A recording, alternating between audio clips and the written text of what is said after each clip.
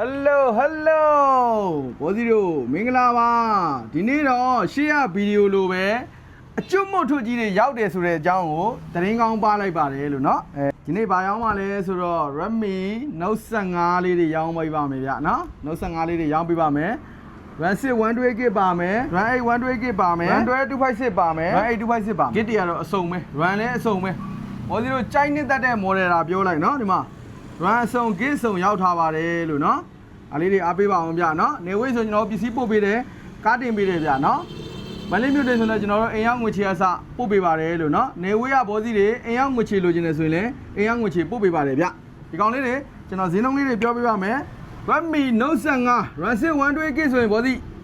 8သိန်းကျပ်ပါဗျာเนาะဒီကောင်လေးတွေအာသညို့ထည့်ပေးပါမယ်ဗျာเนาะအာသညို့မြူဆိုရင်နည်းပါကျွန်တော် short ပေးပါမယ် Redmi Note 15 RAM 6 128GB အရောင်လေးနဲ့အောင်ရပါမယ်နောက်ပြီးလို့ရှိရင် RAM 8 128GB သူလဲ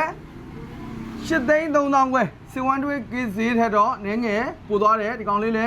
8,300,000ခွဲသူလဲအာသညိုးပါမယ်အာသညိုးမယူဘူးဆိုရင်နည်းနည်းပါဈေးလျှော့ပေးပါအောင်မယ်ဗျာနော်8256ဒီကောင်လေးလဲအရောင်3အောင်ရပါမယ်ဒီမှာရောင်လေး3အောင်ရပါမယ်ဒီကောင်လေးရောင်းချပေးမဲ့ဈေးက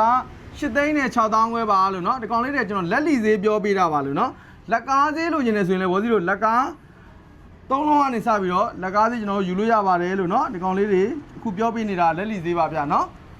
နောက်ပြီးတော့ RAM 256နဲ့ဗျဒီကောင်လေးလည်း RAM 256နဲ့ဒါမျိုးလေးတွေရှိပါတယ်လို့เนาะဒီကောင်လေးရောင်းချပေးမယ့်ဈေးကတော့8,900,000ခွဲပါလို့เนาะ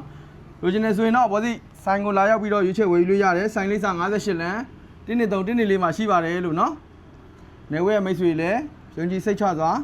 အားပေးနိုင်ပါတယ်ဆိုင်ကိုလာရောက်ပြီးတော့လည်းစိတ်ကြိုက်ထိတ်ကြည့်ပြီးတော့ဝယ်လို့ရပါတယ်ဗျကျေးဇူးပါ